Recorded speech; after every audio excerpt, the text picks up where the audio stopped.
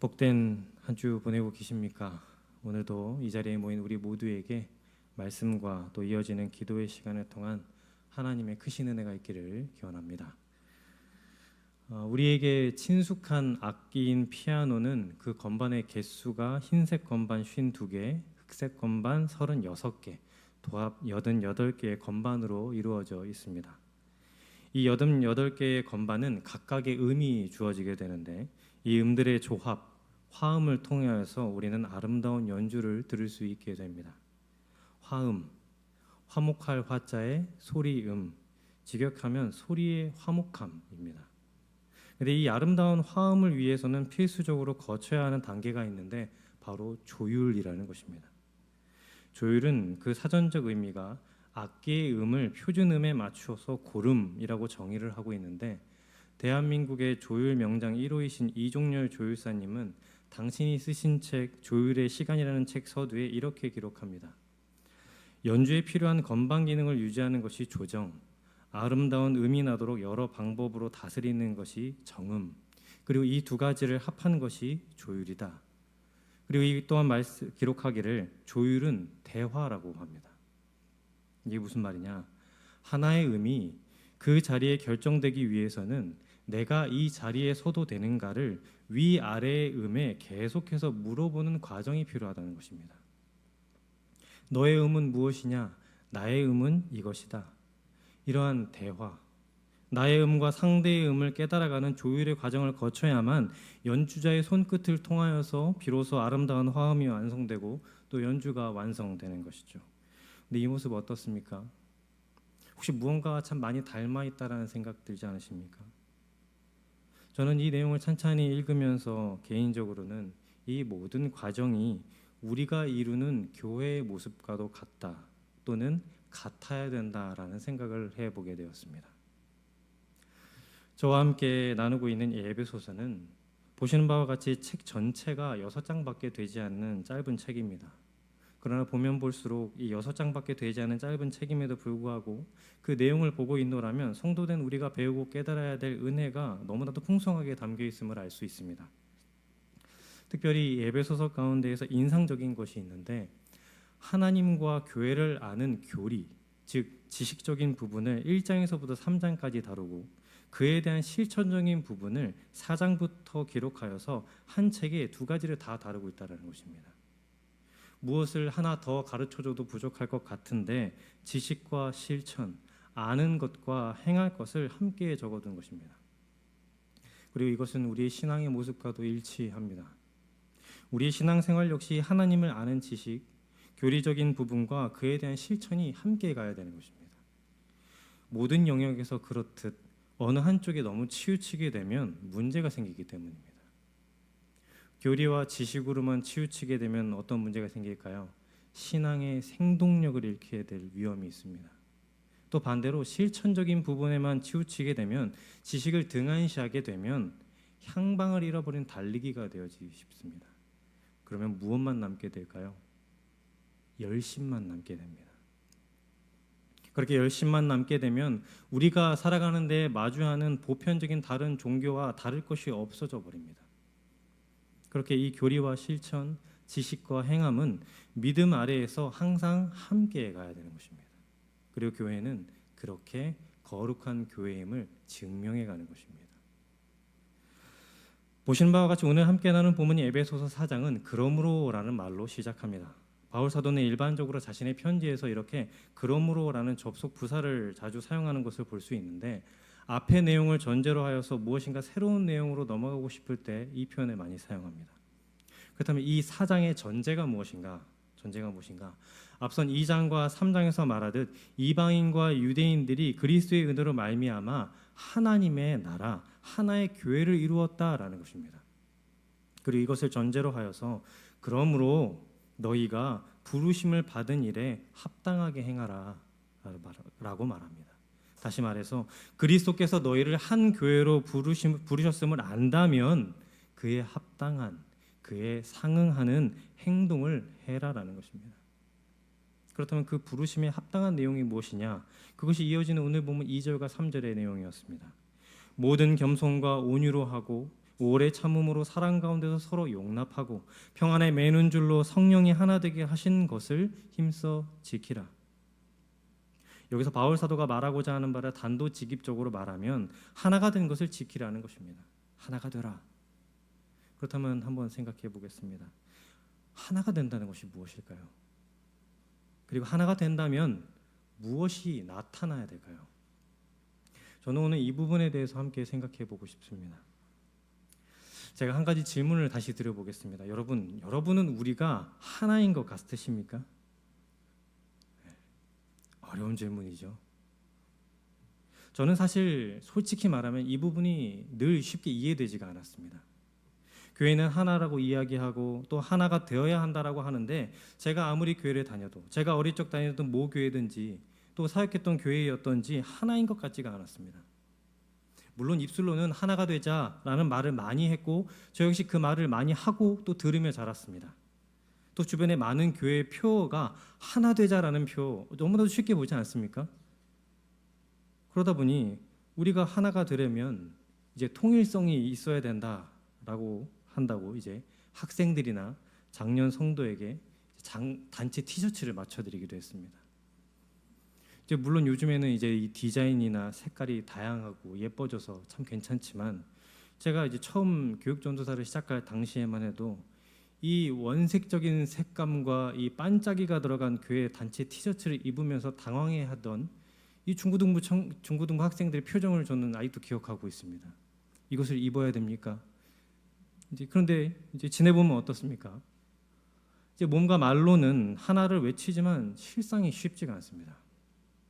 교회 안에서 여러 행사를 하고 하나가 되는 것도 같고 세족식을 하고 허그를 하며 우는 것 같지만 이제 그 느낌이 오래 가는 것 같지는 않았다는 것이죠. 그러다 보니 이것이 진짜 하나가 되는 것이 맞는지 이렇게 해서 하나가 되는 것인지 의문이 들기도 했습니다.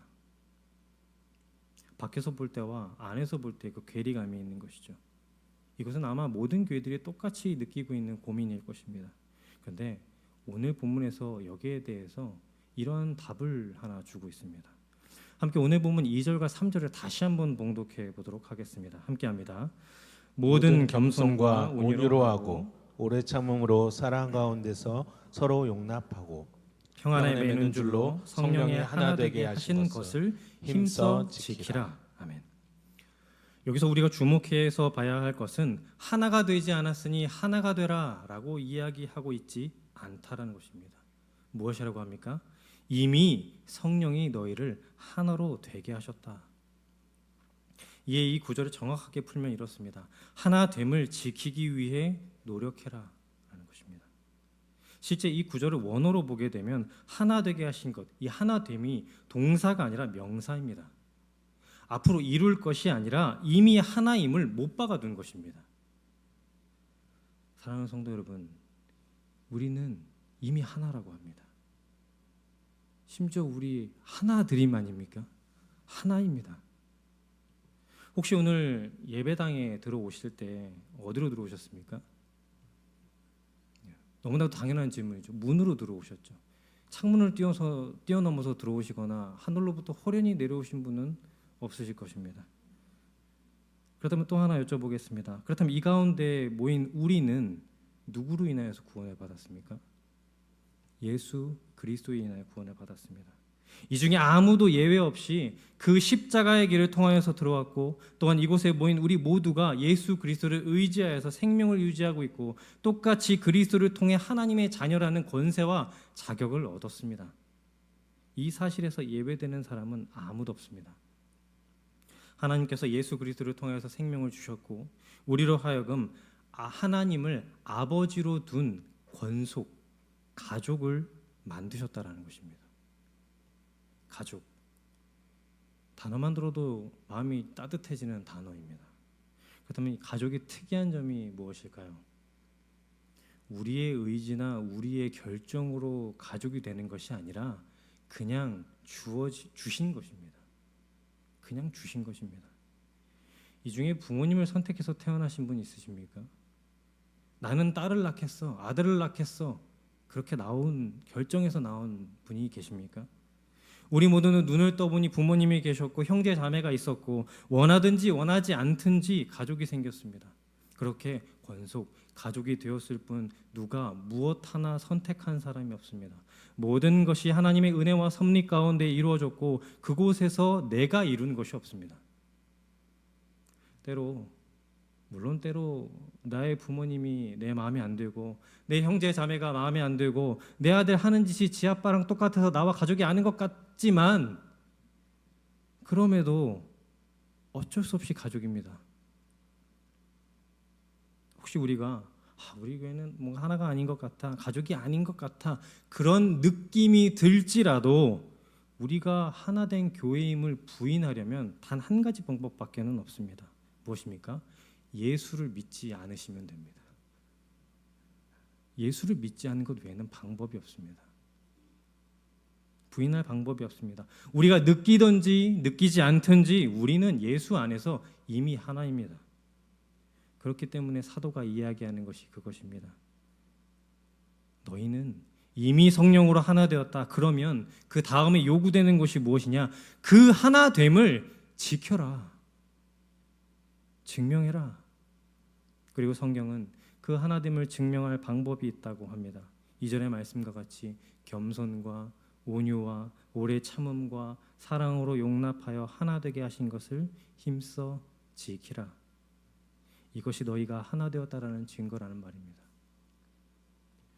우리가 예수 안에서 하나 되었다라는 것은 기계적인 하나됨을 의미하지 않습니다. 교회 안에서 하나가 된 성도들은 예수 그리스도를 믿는다는 사실을 제외하고 다 다르기 때문입니다. 모두가 다 다른 음을 냅니다. 살던 환경이 다르고 살아온 교육이 다르고 성품이 다릅니다. 그러니 어떤 일에 대해서 느끼는 바가 다르고 생각하는 바가 다 다릅니다.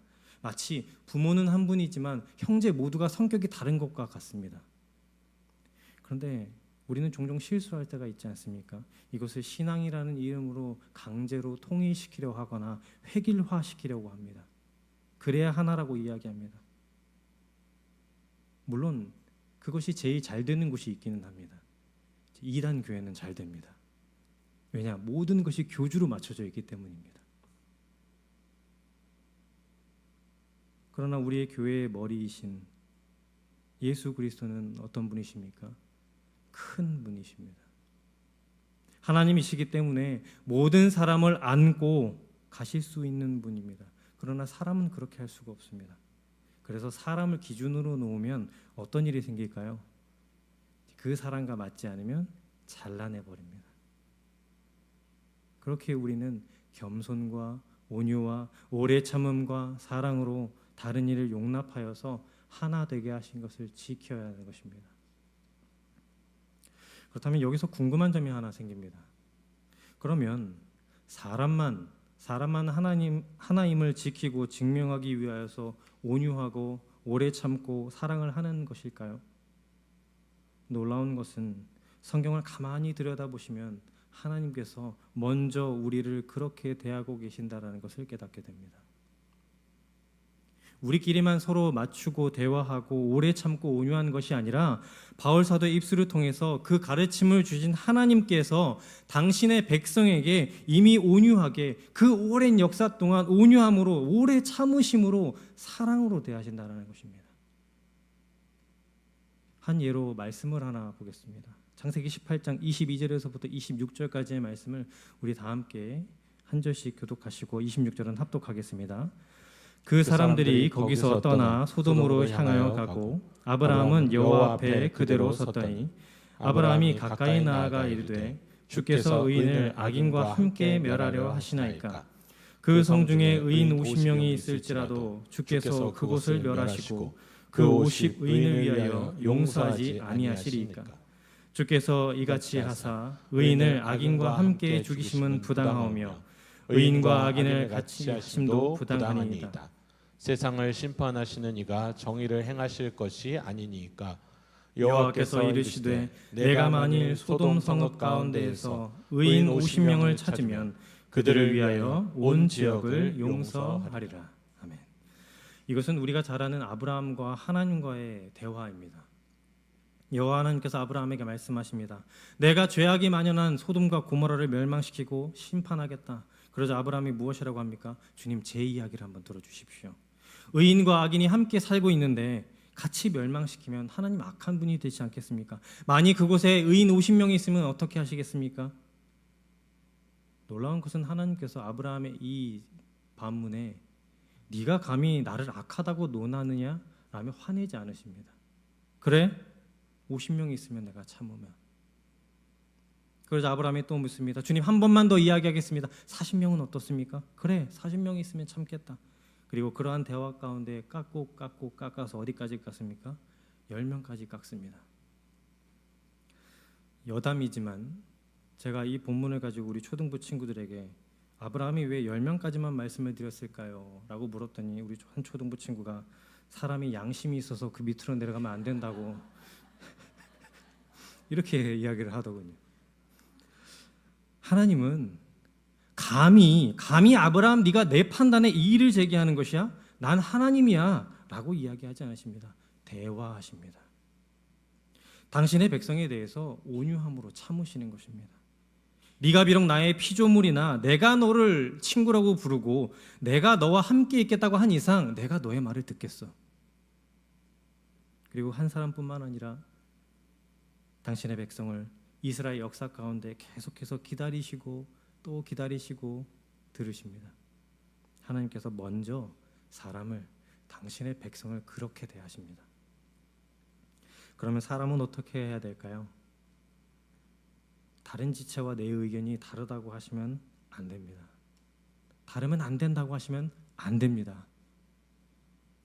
물론 안 되는 것이 있기는 합니다. 예수 외에 다른 것 믿자고 하시면 안 됩니다. 그거 외에는 다 다를 수 있습니다. 하나님께서 하지 말라고 하신 것 외에는 다 다르게 생각할 수 있습니다. 예수 그리스도는 우리의 주이시다. 그리스도의 말씀이야말로 우리의 생명이고 최고의 법이다. 외에는 다 다를 수 있습니다.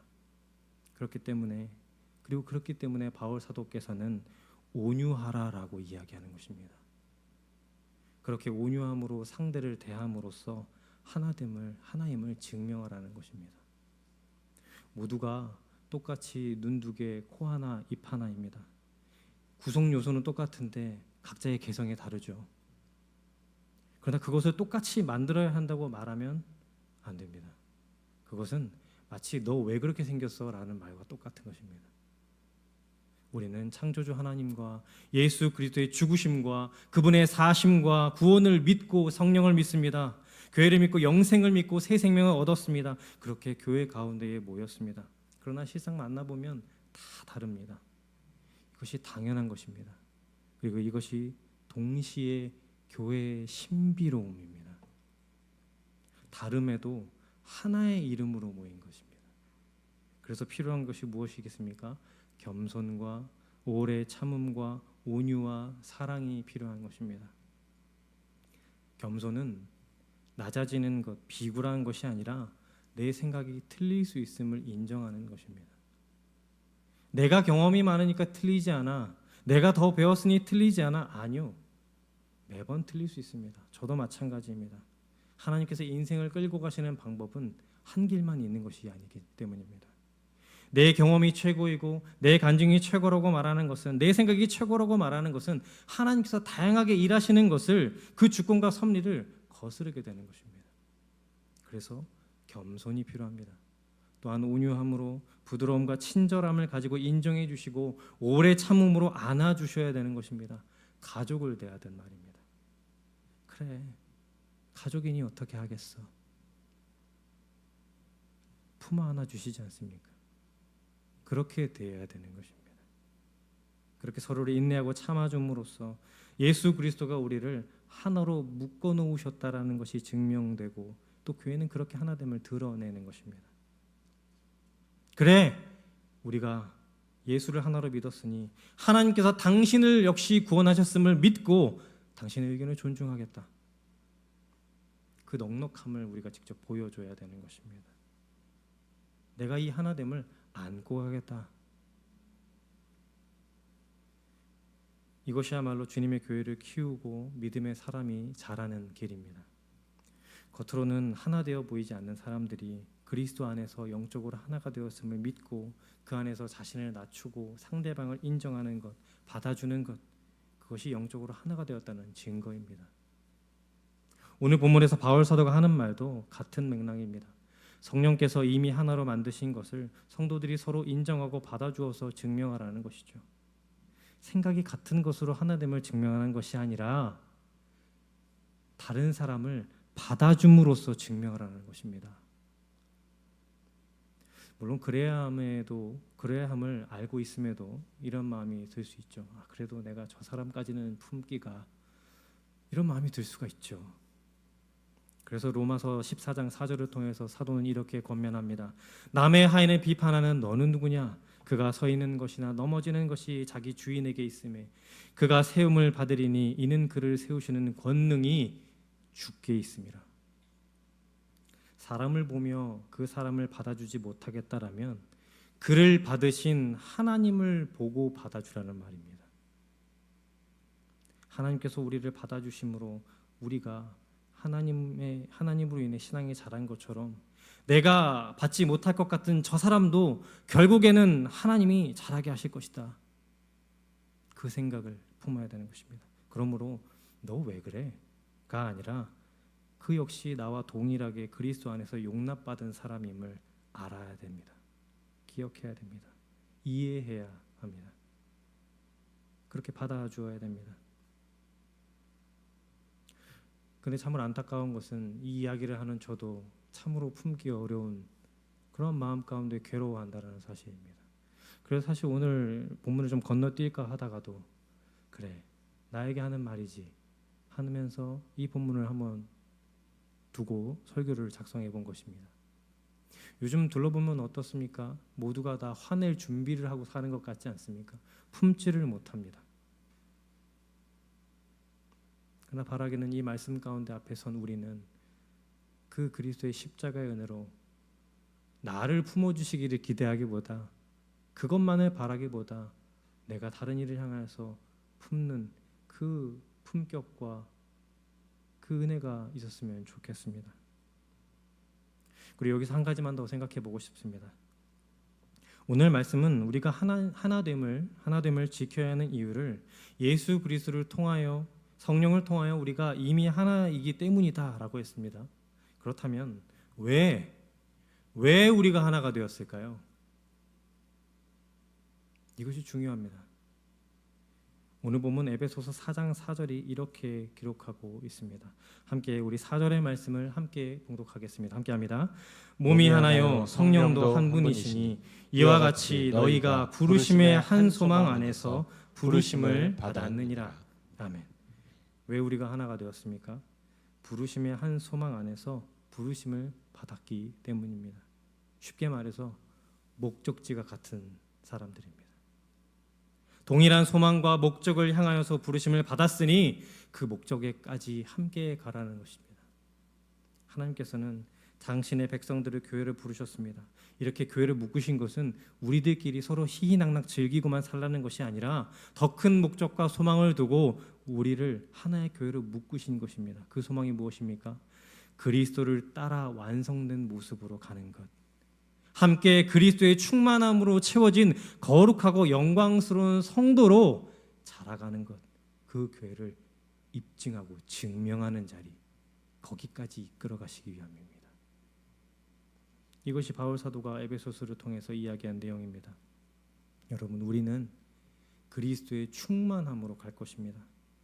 우리가 열심히 해서 그 충만을 채우는 것이 아니라 하나님이 우리를 부르셔서 그리스도의 충만함으로 채워주시고 부족함을 채워주십니다. 그러므로 이곳에서, 이 땅에서 지금 서로에게 있는 부족함을 참아주는 것입니다. 하나님의 성도들이 모든 겸손과 온유로 행하고 오래 참음으로 성도를 용납하고 할 수 있는 것은 지금은 견딜 수 없고 참을 수 없는 그 문제를 하나님께서 다 종말에 이르러 해결해 주실 것이며 하나님의 더 큰 영광으로 바꿔주실 것이기 때문입니다. 훗날 주님이 오시면 이 모든 문제가 사라질 것입니다. 다만 우리는 부패하여서 그 문제를 지금 껴안고 살 뿐입니다. 그러나 영원한 하나님의 나라가 오면 나를 힘들게 한 사람, 그것이 가족이 되었든 누가 되었든 그 마음에 들지 않았던 지체가, 그 마음에 들지 않았던 환경이 모든 것이 회복될 것입니다. 여러분, 사실 생각해 보면 지금 떠올린 그 사람만 저에게 원수 같겠습니까? 저도 누군가에게는 원수가 될 수 있지 않겠습니까? 그렇죠? 그러나 각자가 가진 그 약점이 주님 오시는 날에 다 채워주실 것입니다. 그러므로 내가 그때를 바라보고 완성될 줄을 믿고 내가 오늘 너를 참겠다. 그 마음이 우리에게 필요한 것입니다. 하나님께서 우리를 그렇게 받아주신 것처럼 말입니다. 말씀을 정리해 봅니다. 일전에 제가 전쟁 영화를 즐겨 본다고 말씀을 드린 적이 있습니다. 보통 우리가 전쟁 영화의 시작을 보면 거의 대부분 훈련소의 이야기를 다루게 됩니다. 그렇죠? 내용을 보면 누구는 어디서 왔고 어디 출신이고 무엇을 하다가 왔고 이런 내용을 나누다가 서로 낄낄대고 웃고 또 누구를 따돌리기도 하고 놀리기도 합니다. 그런데 그러다가 전쟁에 들어가면 또 전쟁을 거듭하다 보면 그들 가운데 무엇이 생깁니까? 그렇죠. 전우회가 생깁니다. 근데 이 전우회라는 것이 생기면 그때부터 굉장히 희한해집니다. 무엇이냐? 싸움에서 이기느냐 지느냐는 중요하지가 않습니다. 무엇이 중요해질까요? 같이 살아남는 게 중요해집니다. 같이 살아남는 게 중요해집니다. 작전에 성공을 해도 돌아오는 길에 내 옆 침상의 전우가 총에 맞아 죽으면 아무리 작전에 성공해서 전투가 승리한들 다 함께 슬퍼합니다. 성공과 승리는 그때부터 중요해지지가 않습니다. 내 친구, 같이 고생한 친구가 죽었다는 것으로 인해 슬퍼하는 것이죠. 사랑하는 성도 여러분, 이것이 전우회입니다. 세상에서도 이 정도를 합니다. 하나님께서 우리에게 또 그렇게 말씀하시는 것입니다. 너희를 부르시며 한 소망 가운데에 불렀고 너희에게 영생의 소망과 약속을 주었다. 그러하니 그때까지 끝까지 함께 오렴. 어디 가서 흘리지 말고 버리지 말고 너 혼자 살겠다고 짓밟지 말고 조금 부족하고 마음에 안 들어도 함께 오라는 말입니다. 우리를 군대처럼 중대처럼 한 대대처럼 그렇게 묶으셨습니다. 그렇게 우리는 이 땅에서 영적 전투의 현장과도 같은 오늘 이 땅에서 한 걸음 한 걸음 주 예수 그리스도의 좋은 군사로 함께 가는 것입니다. 교인의 많고 적음, 행사의 성공과 실패, 이것보다 중요한 것은 내 옆에 있는 지체가 실족하는 것입니다. 그것만큼은 막아주십시오. 성도가 적으면 어떻습니까? 행사를 실패하면 어떻습니까? 내 옆에 있는 성도가 무너지지 않게 붙잡아주는 것, 그것이 하나됨을 증거하는 것이고 그것이 교회됨을 증명하는 것입니다. 특별히 우리는 전교인 수련회를 앞두고 있습니다. 이 이야기를 꼭 하고 싶었습니다. 저는 다가오는 수련회가 서두에 말씀드렸듯 서로의 의무를 알고 나의 의무는 이러함을 알려주는 아주 좋은 기회라고 생각합니다. 또 우리가 하나님이 기뻐 받으실 찬양의 한 음으로 화음을 이뤄가기 위해서 또 서로의 음을 알아가야 합니다. 그리고 또한 이 가운데 이 땅에서 우리는 그리스도 예수의 좋은 군사로 전우회가 쌓이는 시간이 그렇게 될 것입니다. 그 수련회가 될 것입니다. 그렇게 하나됨을 지키며 우리가 하나님 앞에 섰을 때 하나님이 영광을 받으시는 것입니다. 그 전진의 행렬에 우리 모두가 있기를 소원해 봅니다. 그 전진함 속에 내 옆에 있는 지체를 통하여서 내가 살게 될 것이고 이 공동체를 통하여서 결국에는 내가 살게 되는 것입니다. 아무쪼록 이러한 말씀의 은혜가 주님의 몸된 교회로서 이미 하나 된 저와 여러분 우리 모두에게 있기를 간절히 기원합니다. 이 시간 함께 찬양을 하실 텐데요. 하나님의 부르심이라는 찬양입니다. 보통 이 찬양을 나를 대입하여서 찬양을 하실 때가 많은데 제가 문득 이 찬양을 부를 때 우리라는 단어를 마음속에 생각하면서 넣어서 불러보니까 또 다른 은혜가 있었습니다. 사랑하는 성도 여러분, 우리를 부르신 하나님은 후회가 없으시답니다.